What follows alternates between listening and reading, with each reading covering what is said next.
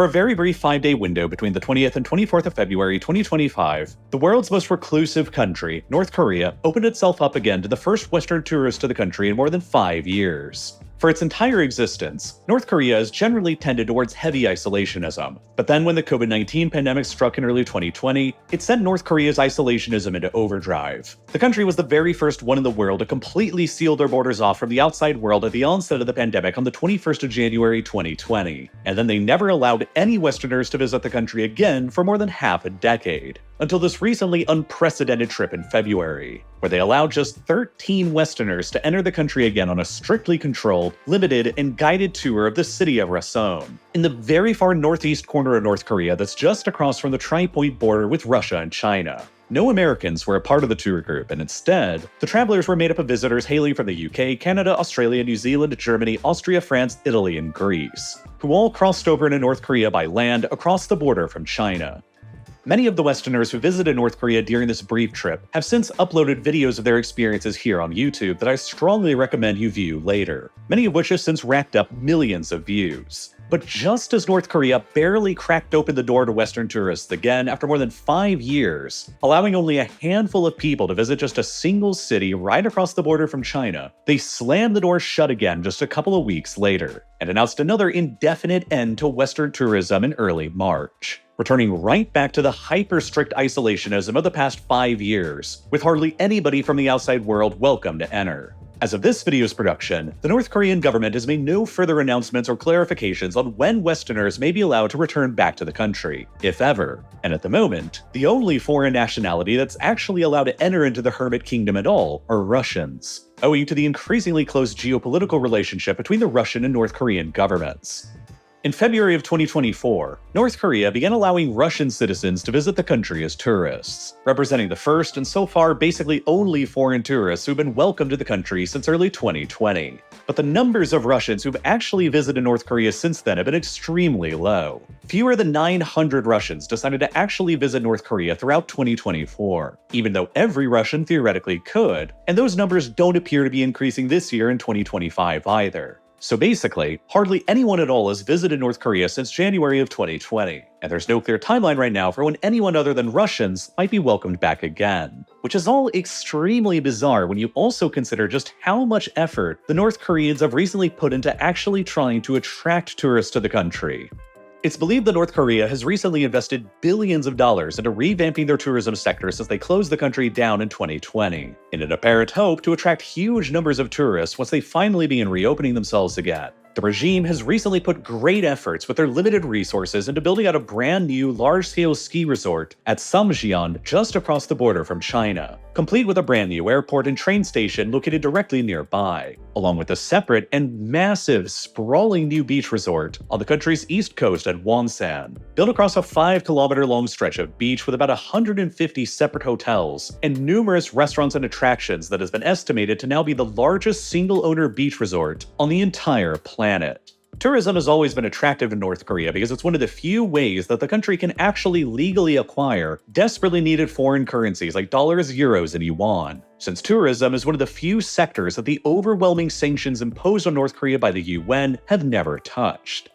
Before COVID, tourism to North Korea was actually a consistently growing industry, to the point where hundreds of thousands of people visited the country in both 2018 and in 2019, before the doors slammed completely shut in 2020. North Korea earned hundreds of millions of desperately needed dollars in both of those years from tourist revenue, and the regime has clearly invested billions of dollars into brand new resorts to try and return back to those numbers and even exceed them eventually. So why then has North Korea completely shut itself off from visitors from the outside world for the past half a decade, if it used to be so lucrative for them? And why did they open up just a single small border city to a small group of Western tourists in 2025, only to immediately close it again just a couple of weeks later, with no information given on when, or even if, Westerners, or anyone even besides Russians, will ever be able to enter again? Why can you, watching this video, not visit North Korea even if you wanted to? Despite North Korea's current reputation for being hyper-reclusive, it wasn't always exactly like this, and the history of the tourism industry in North Korea is probably the most bizarre and interesting of any country in the world. During the Korean War in the 1950s, North Korea's capital and largest city, Pyongyang, was largely destroyed by the fighting and was rebuilt afterwards with assistance from the Soviet Union. Throughout this period up until 1980, there were only 3 hotels that were ever built in Pyongyang, and the levels of visitors to North Korea was incredibly small. But all of that finally started changing a bit in the 1980s, when the North Korean government decided to begin adopting tourism as a major economic strategy. Most of this was because North Korea was selected to host the World Festival of Youth and Students in 1989, a left-wing festival held occasionally since 1947 in primarily communist and socialist states. To prepare for the arrival of more than 20,000 expected participants in the festival, and to show their country off on the world stage, the North Koreans knew that they needed to dramatically upgrade their tourism infrastructure from practically non-existent to something much more substantial. 3 new large-capacity hotels were planned to begin construction in Pyongyang leading up to the 1989 festival, but none of them were as grandiose and ambitious as the Ryugyong Hotel was planned to be. With construction beginning in 1987, the original plan was to finish out the hotel within 2 years by the time of the festival. Designed to soar 330 meters or 1,080 feet high, the Ryugyong Hotel was intended to become the tallest hotel in the world at the time, eclipsing what was then the record holder in Singapore, the Westin Stamford, at only 226 meters or 741 feet tall. At about the same height as the Eiffel Tower, the Ryugyong Hotel was going to be by far the tallest building in North Korea, and the centerpiece of the Kim regime's capital that they wanted to showcase to the rest of the world in 1989. It was planned to have about 3,000 rooms for guests across more than 100 floors, and the country was so proud of it that it even started appearing on North Korean postal stamps while the construction was still ongoing. Overall, the North Korean government would spend an estimated $4.5 billion over 4 years preparing the country for the 1989 festival, equivalent to nearly a quarter of the country's entire annual government budget.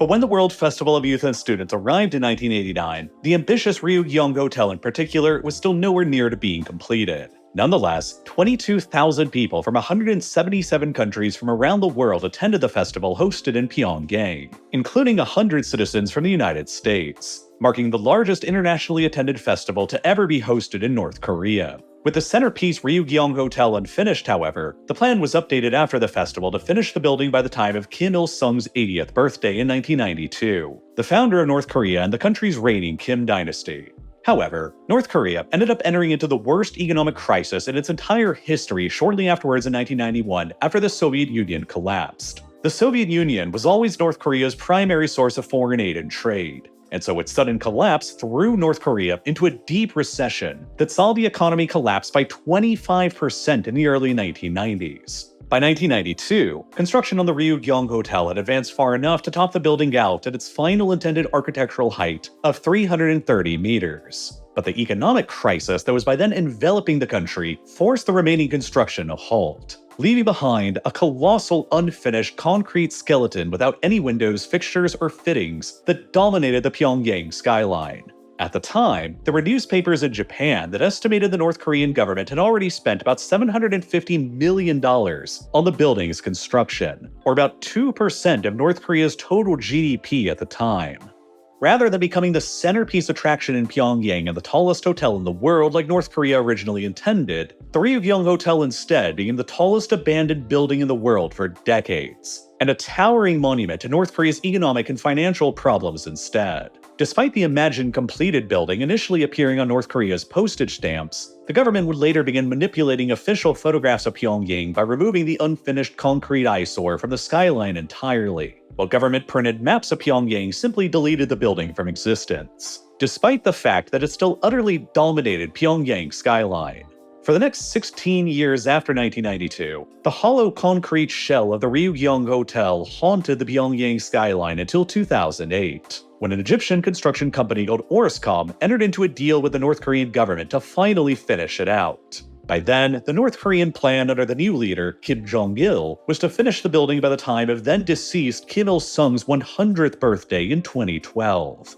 By mid-2011, the exterior of the hotel was finally covered with installed glass panels, and by late 2012, photographs of the hotel's interior were finally released on the internet for the very first time, which showed that it was still completely bare with no cabling, wiring, or piping. While the exterior of the hotel was finally disguised with glass, the interior of it continued remaining completely empty and hollow. In November of 2012, a German luxury hotel management company called Kempinski announced that they would be operating the Ryugyong Hotel. But then just the following year in 2013, they pulled out after North Korea successfully detonated their third nuclear weapons test, skyrocketing tensions between North Korea and the West that made operating a major hotel in Pyongyang by a Western company extremely risky. All construction on the hotel halted once again, and then some modest activity at the site was detected again between 2016 and 2018. In 2018, with the hotel still abandoned and unoccupied after more than 30 years since the construction began, the North Korean government decided, in a way, to finally begin cutting their losses on it by transforming the whole building into a gigantic electronic propaganda billboard.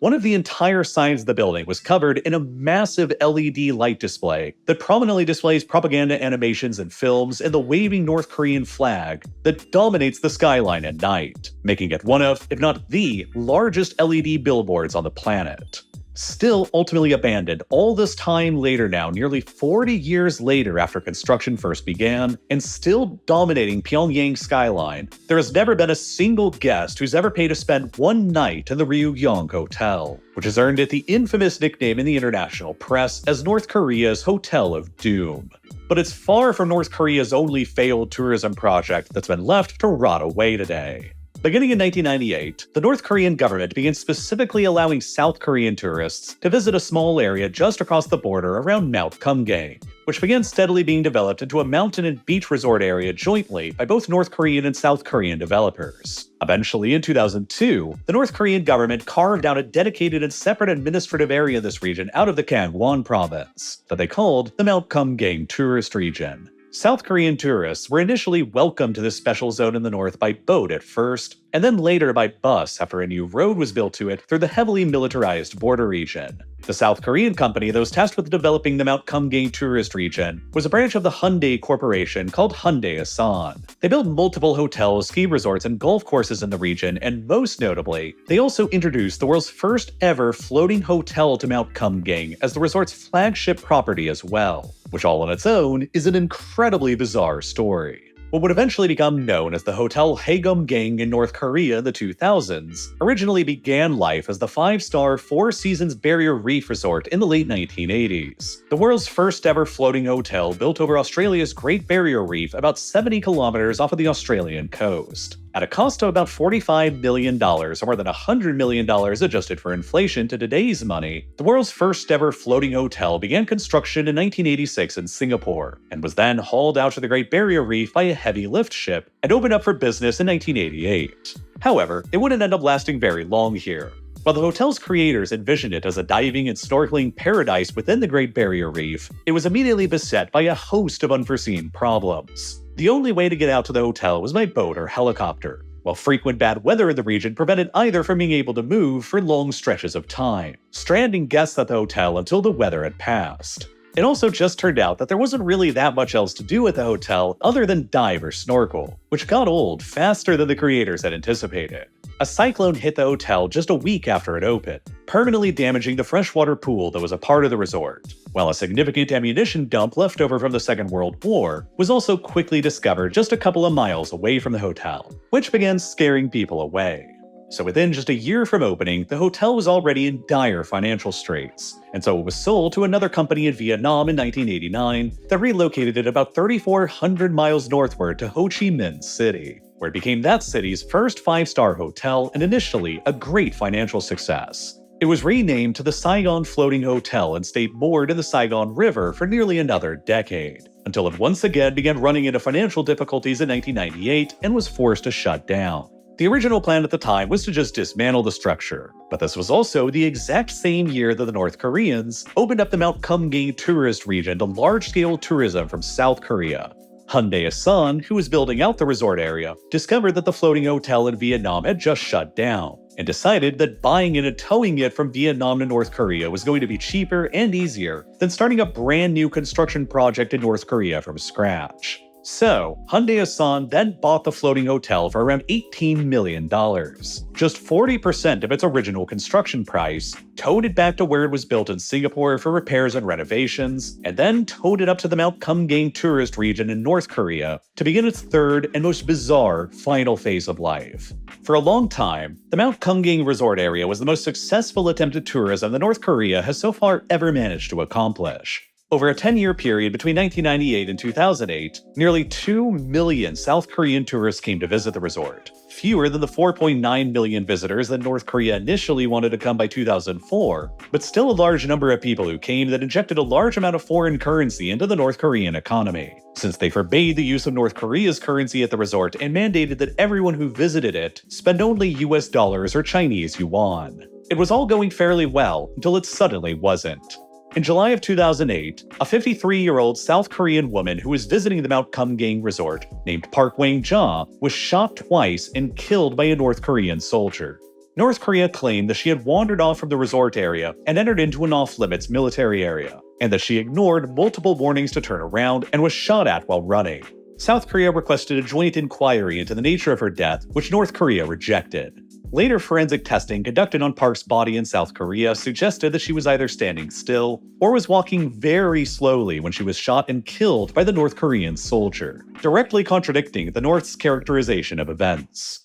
That shooting spiked tensions between the Koreas again, and South Korea announced immediately afterward that they were suspending all of their tours to the Mount Kumgang tourist resort. A couple years later, in 2010, North Korea unilaterally began seizing and nationalizing Hyundai Asan's assets and properties in the resort area, claiming that it was compensation for the damage the South did to the North by suspending tours to the resort for years. The incident ended up costing Hyundai Asan hundreds of millions of dollars in lost investments, and it profoundly scared almost anyone rational from ever wanting to invest in North Korea again. To date, ever since, access to the Kumgang resort area has been continually blocked off from the South Korean side. Most of the buildings began being demolished in 2022, including the goofy floating hotel, and in 2024, North Korea dissolved the Mount Kumgang tourist region altogether and reincorporated the whole region back into the Gangwon province just like it used to be prior to 1998, suggesting that the whole experiment here of allowing in large numbers of South Korean tourists is probably permanently over.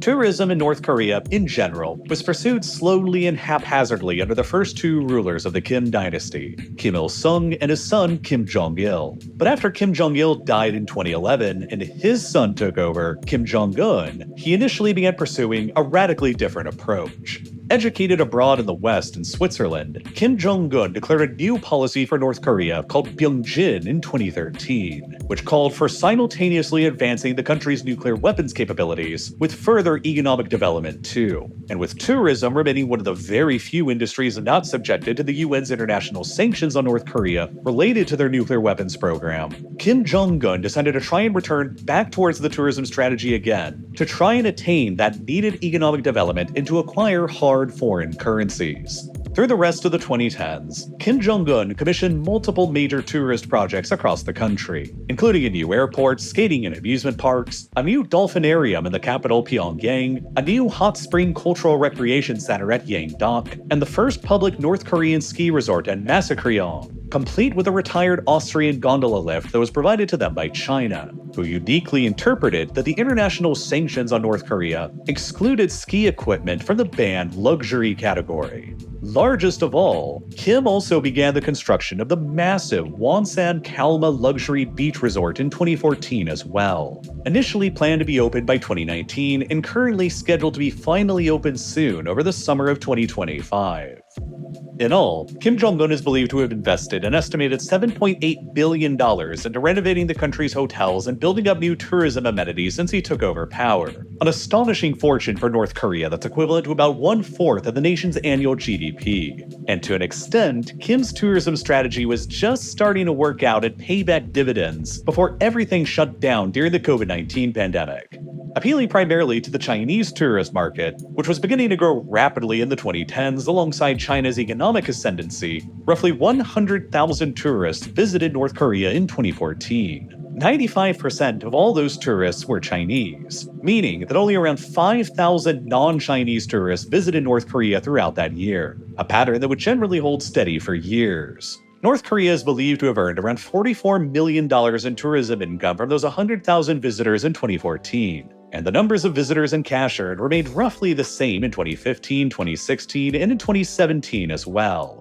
However, after Kim Jong-un attempted to lead North Korea through a period of opening up to the Trump administration in South Korea in 2018, China lifted some of its bans on its citizens traveling to North Korea in the same year. And so, the numbers of tourists visiting North Korea briefly skyrocketed. It's probable that around 200,000 tourists visited North Korea in 2018. And an all-time high record number of at least 350,000 Chinese tourists alone visited North Korea in 2019, that generated around $175 million in revenue for the country. And while few Westerners were visiting North Korea during this time, there were still a few. And it was still possible for you to have done so if you felt brave enough, and were okay enough with the government's heavy restrictions placed upon you while visiting. There were multiple North Korea tourism agencies operating at this time that would take curious and adventurous Western tourists to the capital Pyongyang via a flight on the North Korean national airline from Beijing. Despite numerous travel advisories from nearly every Western country against their citizens doing this, what you were actually allowed to bring with you into the country was tightly controlled and regulated. Satellite phones and later drones were strictly banned to bring with you. Other technological devices that could carry banned content on them like USB drives, CDs, smartphones, laptops, tablets, and cameras were rigorously investigated and gone through by North Korean customs officials upon your arrival. Content that was strictly banned to bring with you included South Korean dramas and television shows, any content related to literally any religion, pornography, and anything deemed to be remotely critical of the Kim dynasty and the North Korean government. Travel guides about North Korea, South Korea, or Japan were all banned as well, and so was any Western printed literature about North Korea at all. Once you arrived, spending money in North Korea also worked completely differently than in any other country as well. Because of the crushing international financial sanctions that were placed on the country, debit and credit cards and traveler's checks all wouldn't work, and transferring money electronically to any of your accounts while you were in North Korea was virtually impossible.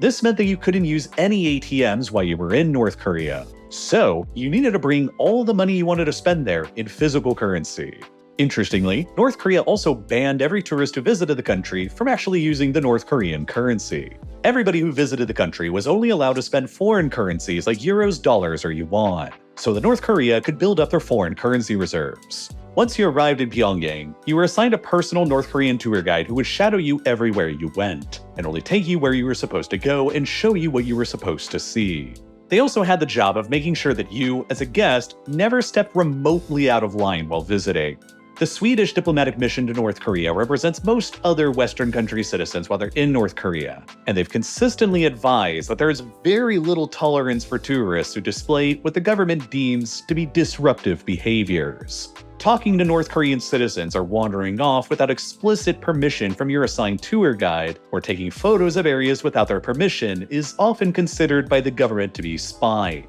and will usually be punished as such. Before taking photos or videos of anything in North Korea, you always needed to ask your designated tour guide for permission first. And if you didn't and you got caught, you might have ended up getting literally treated as a foreign spy. Showing contempt for the Kim family or North Korea's political symbols was also regarded as being extremely offensive, while tourists were always frequently reminded to never ever refer to the country the way that we most often do in the West as North Korea while they're there, and to use the country's preferred official name of the DPRK, or the Democratic People's Republic of Korea instead.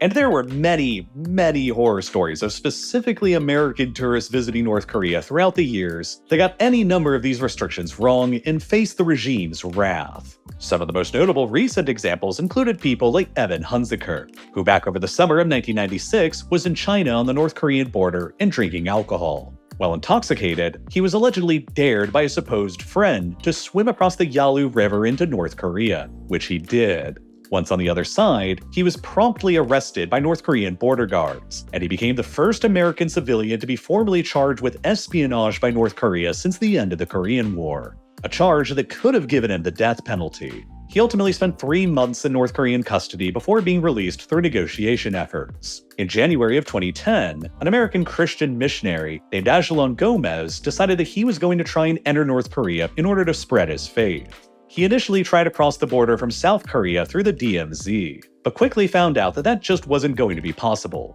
So instead, he flew up to the Yanji Chaoyangchuan Airport in China, near the northern border, and then traveled to the Chinese city of Tumen, directly across the border from North Korea. He just walked across the river there as it was frozen, and was similarly immediately arrested by North Korean border guards. He was later sentenced to 8 years of hard labor, and as relations between North Korea and the United States deteriorated later that year, the regime threatened to apply martial law to him that could have carried the death penalty. Official negotiations to secure his release failed, which led to former US President Jimmy Carter deciding to fly to North Korea personally to negotiate his release instead, which was ultimately successful after Gomez was held for nearly 8 months. But, suffering from severe PTSD due to his time in North Korean custody, Gomez would tragically take his own life 7 years later after being released.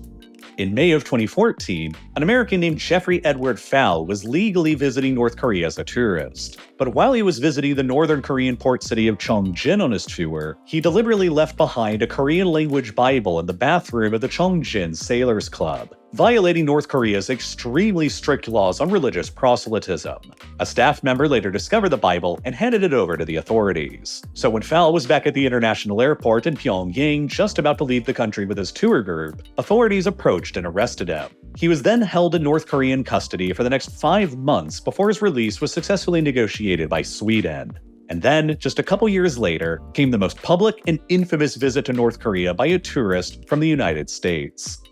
In late 2015, Otto Warmbier was a 21-year-old American college student who was about to embark on a study abroad program in Hong Kong. Before he made it to Hong Kong, he decided to book a New Year's tour to North Korea along the way through a North Korean budget tour company called Young Pioneer Tours that was based in China. On the 29th of December of 2015, Warmbier and 10 other US citizens flew from Beijing to Pyongyang on the North Korean national airline to participate in what was supposed to be a 5-day guided tour across the North Korean capital. However, late on the evening of New Year's Eve after a night of drinking alcohol, Warmbier allegedly wandered off from his assigned tour guide and entered into a restricted staff-only area on the second floor of the hotel he was staying at, where he attempted to take a North Korean propaganda poster featuring the image of the former leader Kim Jong-il off of the wall to take back home as a souvenir. But realizing that the poster was too big to fit into his luggage, he then left the poster behind damaged on the floor, and returned back to his room. The next morning on the 1st of January, a hotel staff member entered into the room and discovered the poster damaged and placed on the floor,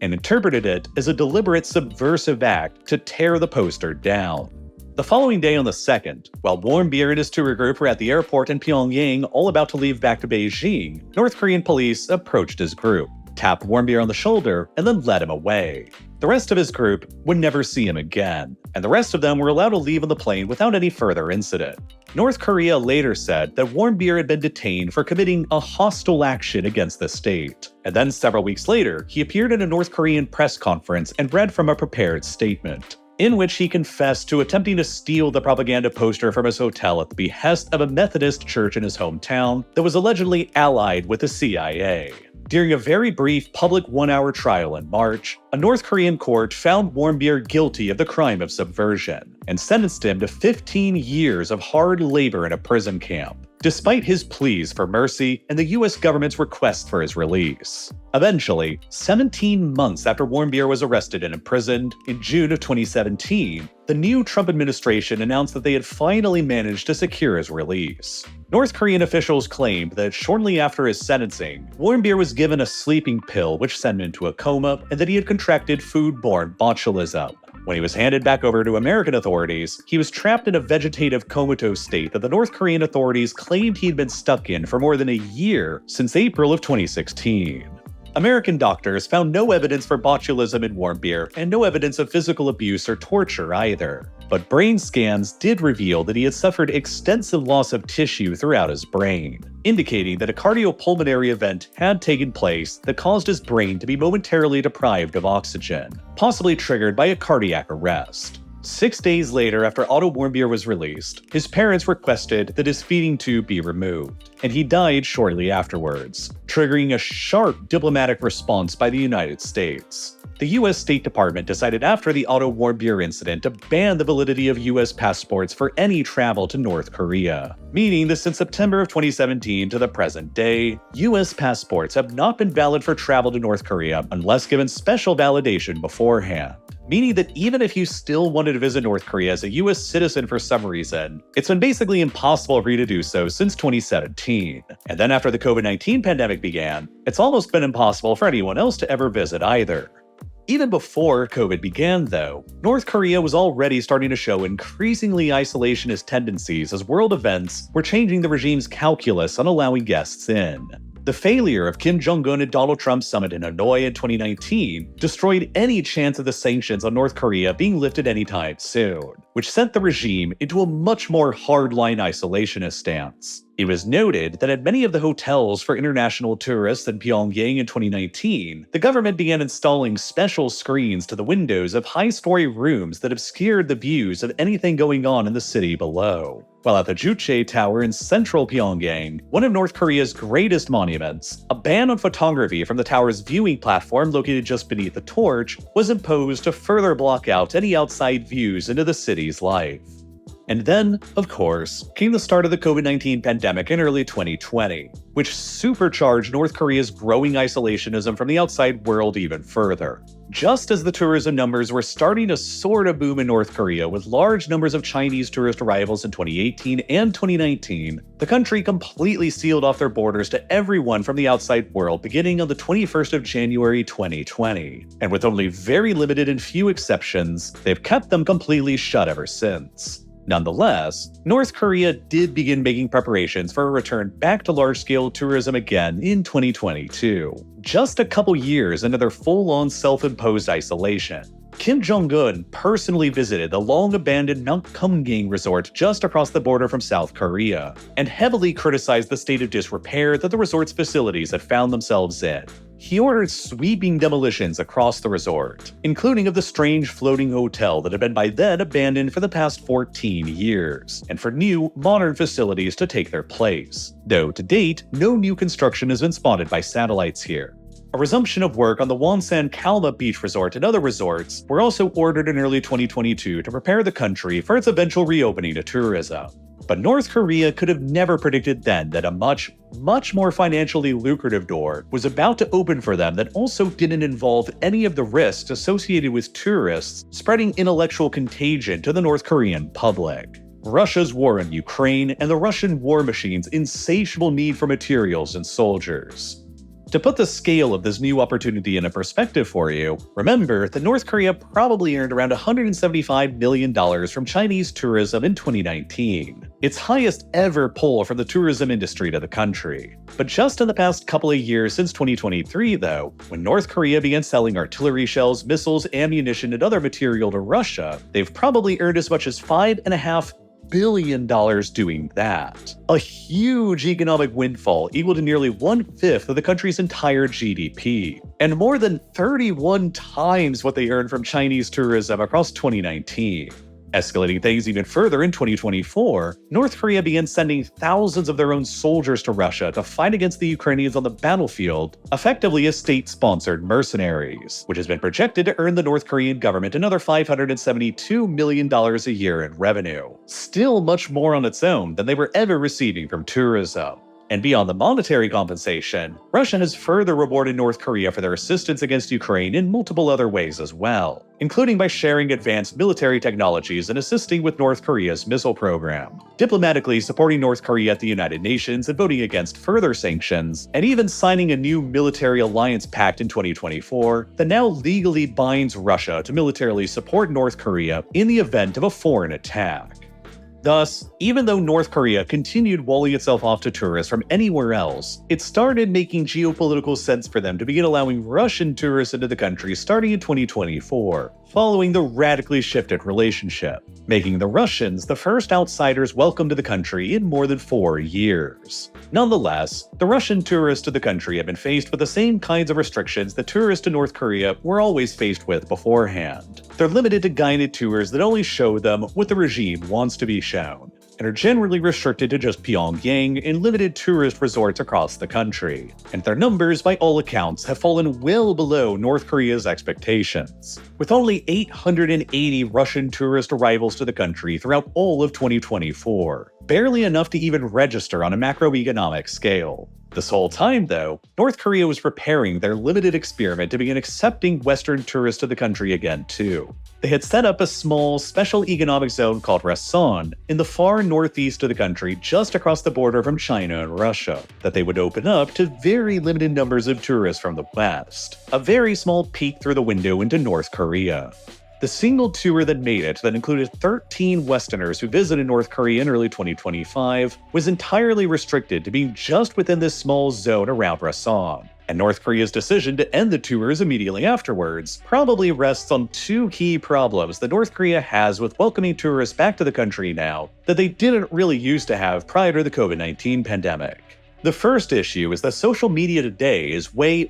more powerful and influential than it was 6 years ago, the last time North Korea was welcoming in Western tourists back in 2019. And the regime seems to have probably greatly underestimated that. Back in 2019 and before, outsiders who traveled to North Korea were usually restricted to documenting their experiences on niche blogs or media companies that usually didn't attract mass appeal or interest. But since 2019, YouTube alone has gained 35% more users, while the advertising revenue on this site has more than doubled, giving significantly greater incentives to post content and more chances that unique content, such as being the first Westerners to visit and film themselves in North Korea in more than 5 years, will end up being viewed by a lot of people. North Korea was always cautious about vetting any visitors to the country, and was perennially afraid of trained journalists with advanced equipment entering who disguise themselves as tourists. But now, in the world of super advanced smartphones and the huge increases in video platforms like YouTube and TikTok post-pandemic, virtually anybody has the capability to be a journalist now, or to at least have the capability to reach a huge audience filming what they see. And the evidence of this can be seen by the huge success on YouTube that these few Western tourists to visit North Korea in early 2025 have experienced. In just a matter of weeks, this video from the channel Ale Solvino got more than 600,000 views. This video from the channel Tamil Trekker got more than 1.7 million views. This video from the channel Ojwashtech gained more than 4.6 million views. And this video from Maiko K gained more than 7.8 million views. All of them are fantastic videos with amazing insights into life in North Korea today. But the fact that they all racked up so many views so quickly and that they don't exactly show North Korea in the way that the regime's propaganda probably wants was almost certainly deeply embarrassing to North Korean officials. The regime knew how to restrict professional journalists in the past, but today, the massive amounts of video that can be filmed by anybody visiting and viewed by millions of people makes it much more difficult for North Korea to actually control what information leaves the country. North Korea likely decided to suspend the brief tourism experiment that they started in Rason until they can figure out new ways to further restrict what information actually leaves the country with tourists. And the second related issue for North Korean officials to worry about now is the much higher risk of foreign tourists spreading sensitive information and knowledge about the outside world to North Korean citizens, especially relating to North Korea's involvement in Russia's war on Ukraine. So far, North Korean propagandists have very carefully kept the fact that thousands of North Korean men have been deployed to fight and die against Ukraine, a closely guarded secret hidden from the public. Ukrainian and South Korean intelligence believe that around 1,000 North Korean soldiers have already been killed in action on the battlefield in Europe, and around another 3,000 others wounded. Based on multiple intelligence reports and accounts of North Korean soldiers captured by the Ukrainians, the North Korean soldiers and their families were either never informed beforehand that they were being deployed to fight against the Ukrainians over on the other side of the world, or they were lied to that they would be fighting against South Korean soldiers allegedly fighting on the Ukrainian side of the war, while they also allegedly received orders from their superiors to commit suicide rather than be captured alive. The regime has kept the deployment and the casualties suffered around Ukraine a closely guarded secret from the North Korean public, fearful of what resentment their sacrifices might cause for a war with no clear ideological or defense justifications from North Korea's perspective. Early in 2025, in order to replace their casualties, North Korea is believed to have deployed a few thousand more soldiers to Russia by ship from the regime port, notably located only about 5 kilometers away from the special tourism zone in Rason that they welcomed the small group of Western tourists to. The regime's need to withhold this information from its people continues growing higher, and there's a major risk that Western, or really any non-Russian tourists, may end up spreading that news while visiting, which to the regime is far more dangerous than even the spread of any infectious disease. There's a very, very interesting moment from Mike Okay's video that he filmed in North Korea, where he visits the North Korea-Russia Friendship House, and he writes in the visitor's book that he wished for world peace, which greatly upset his North Korean guide and got him scolded. Probably because the regime is extremely sensitive right now about its involvement in casualties in Russia's war on Ukraine, and doesn't want any information about it getting into the country. Why would somebody wish for world peace in the North Korea-Russia house, after all, if there wasn't already peace? Merely wishing for world peace indicated that there was not peace, and could have led to uncomfortable questions as to where thousands of North Korean soldiers have gone off to. That incident, along with others, probably convinced the North Korean regime that for now, the risks of this knowledge getting into North Korea through Western tourists, along with the risks of those same tourists taking out unflattering videos of North Korean society with them, was not worth the minuscule financial returns on tourism compared with their massive financial returns that they're still getting by supporting the Russian war machine. The more soldiers and material that the North Koreans send to Russia, the bigger the need to hide it from their own people will become, and the less likely it will be that the regime will ever reopen itself back up to foreign tourists who know all about it again anytime soon. And this includes Chinese tourists too, who used to make up the backbone of North Korea's tourism industry. So even though Kim Jong-un invested billions of dollars into upgrading North Korea's tourism facilities prior to 2022, he never could have foreseen the other opportunity that would arise with Russia's war in Ukraine, and the much more lucrative way to earn money supporting them without the same kinds of risks of allowing in foreign tourists and exposing them and their outside knowledge to North Korean citizens. Keeping the country open to Russian tourists will continue making geopolitical sense for the regime to maintain, and their numbers and the language barrier are low enough anyway that they're not a very significant cause for concern. But so long as Russia's war in Ukraine continues and North Korea continues to make money hand over fist supporting it, they're very unlikely to reopen the country back up to significant outside tourism again, especially from the West after what appears to be a failed experiment at the Rason Special Economic Zone earlier this year. It is possible, though, that with the grand opening of the Wonsan Kalma Beach Resort scheduled for this upcoming summer, North Korea is preparing themselves for tourism again after the Ukraine wars ended. And they'll likely use that Rason experiment with those few Western tourists to devise methods to further control the experience of tourists while they're in the country, and to further restrict what they're allowed to take out with them. North Korea remains, as they have for decades, ultimately trapped in a sort of catch-22 situation when it comes to the tourism industry. Trapped between their desire to acquire vitally needed foreign currencies and their fear of welcoming in foreign influence that could disrupt the regime's totalitarian control over its population. A problem that will persist for as long as the Kim dynasty remains in power, and why for the moment, you are not welcome to visit North Korea.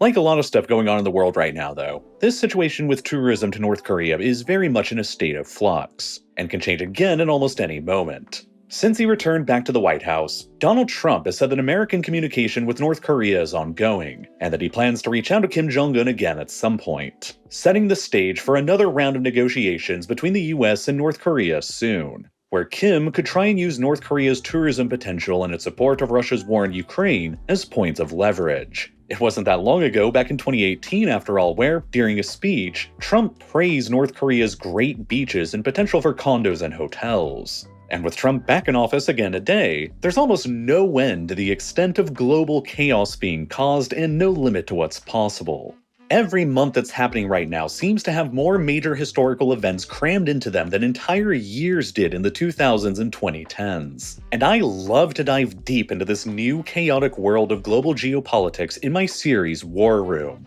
This is my series where I explain every major development that's happened in ongoing conflicts from around the world that you should know about on a monthly basis. From the Russia-Ukraine war and North Korea's involvement in it, to the Israel-Gaza war, America's renewed bombing campaign in Yemen, the Myanmar civil war, and others. Just in this past month, there are several major things that happen in all of these conflicts that you should be aware about if you want to be a globally informed citizen. From Russian and North Korean forces nearly ejecting the Ukrainians from their occupied territory in Kursk, to a catastrophic earthquake rocking Myanmar in the middle of its civil war, to Israel shattering the ceasefire in Gaza and restarting its total war there against Hamas. War Room summarizes all of these critical breaking events taking place around the world every single month for you in easily digestible videos. And if you're interested, War Room can be found exclusively on Nebula. Nebula is also the home to other incredible original content from your favorite creators, including my other series Modern Conflicts, which was created for people like you who are interested in deeper dives into recent wars, military operations, and conflicts that have taken place since the 1980s that wouldn't ever work on YouTube, because they'd be instantly demonetized and age-restricted due to their highly sensitive and violent subject material.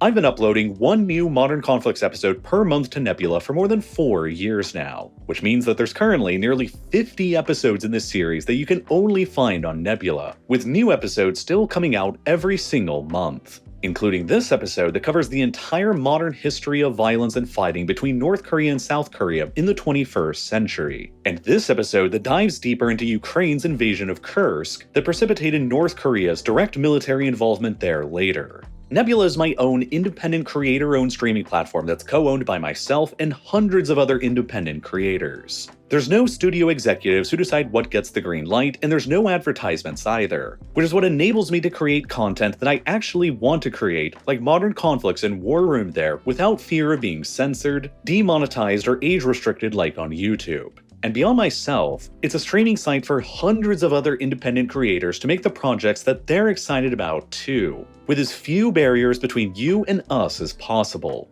And that's why there's tons of other new unique content on there that's coming out all the time that you'll also love from creators like Wendover Productions, Neo, and TLDR News, among so many others.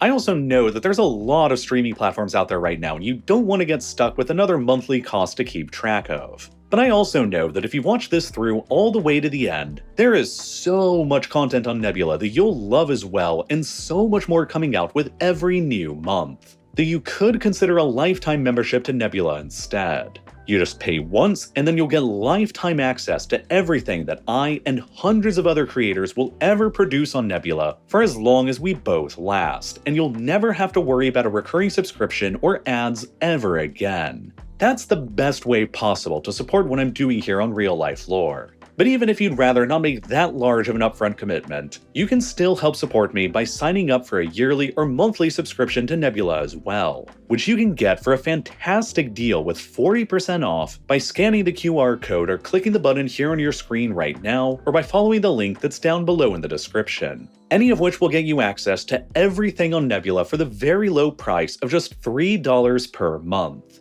I hope that you'll consider subscribing, and as always, thank you so much for watching.